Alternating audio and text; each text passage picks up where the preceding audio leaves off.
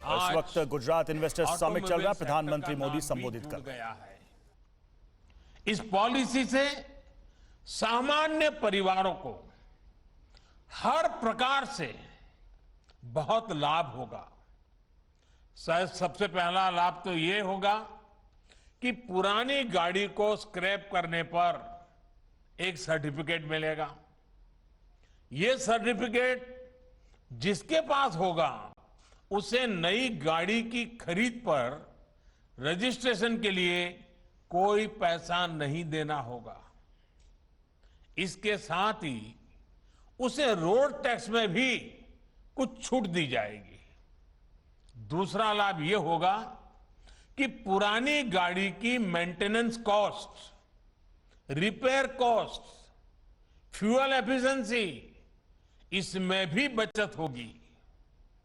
तीसरा लाभ सीधा जीवन से जुड़ा है। पुरानी गाड़ियां, पुरानी टेक्नोलॉजी के कारण रोड एक्सीडेंट का खतरा बहुत अधिक रहता है, उससे मुक्ति मिलेगी। चौथा, इससे हमारे स्वास्थ्य पर प्रदूषण के कारण जो असर पड़ता है उसमें भी कमी आएगी। और सबसे बड़ी बात यह है कि इस पॉलिसी के तहत गाड़ी सिर्फ उसकी एज देखकर ही स्क्रैप नहीं की जाएगी। गाड़ियों का वैज्ञानिक तरीके से ऑथोराइज ऑटोमेटेड टेस्टिंग सेंटर्स पर फिटनेस टेस्ट होगा। अगर गाड़ी अनफिट होगी तो वैज्ञानिक तरीके से स्क्रैप किया जाएगा। इसके लिए देश भर में जो रजिस्टर्ड व्हीकल स्क्रैपिंग फैसिलिटीज बनाई जाएगी वो टेक्नोलॉजी ड्रिवन हो, ट्रांसपेरेंट हो, ये भी सुनिश्चित किया जाएगा। साथियों, फॉर्मल स्क्रैपिंग पर क्या लाभ होता है, गुजरात ने तो उसे साक्षात अनुभव किया है और अभी नितिन जी ने भी इसका वर्णन किया। गुजरात के अलंग को शिप रिसाइकलिंग हब के रूप में जाना जाता है। अलंग दुनिया की शिप रिसाइकलिंग इंडस्ट्री में अपनी हिस्सेदारी तेजी से बढ़ा रहा है। शिप रिसाइकलिंग के इस इंफ्रास्ट्रक्चर ने यहां रोजगार के हजारों नए अवसर तैयार किए हैं। इस पूरे क्षेत्र में इंफ्रास्ट्रक्चर भी है और कुशल स्किल्ड मैनपावर भी है।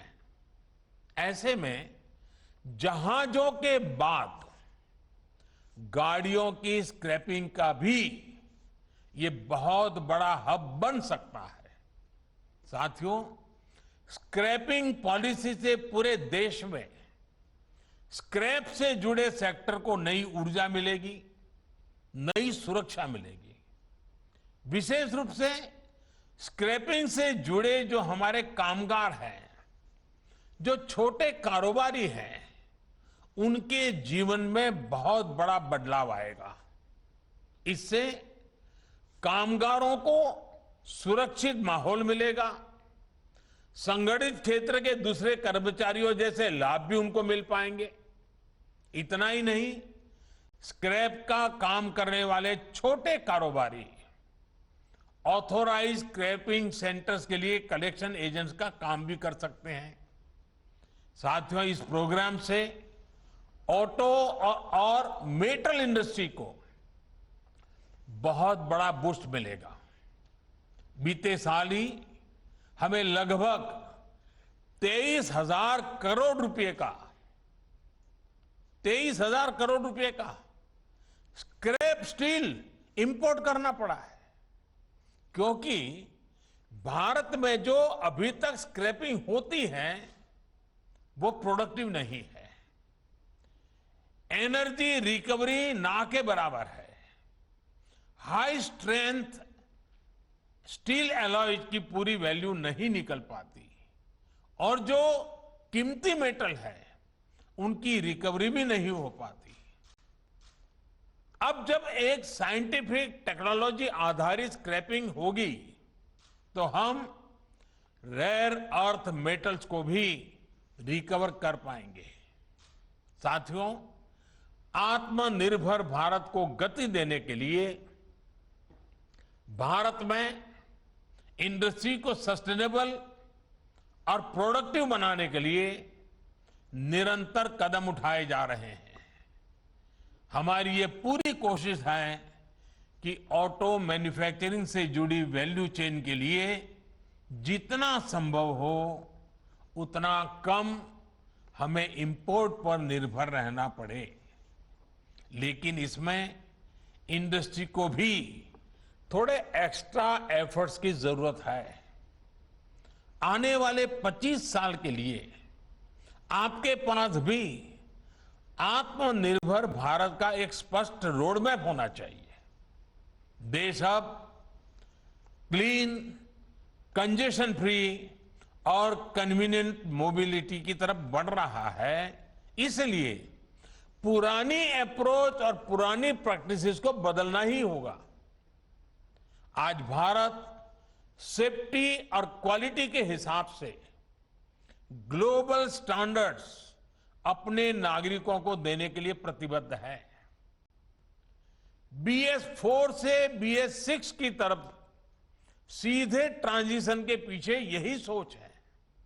साथियों, देश में ग्रीन और क्लीन मोबिलिटी के लिए सरकार रिसर्च से लेकर इंफ्रास्ट्रक्चर तक हर स्तर पर व्यापक काम कर रही है।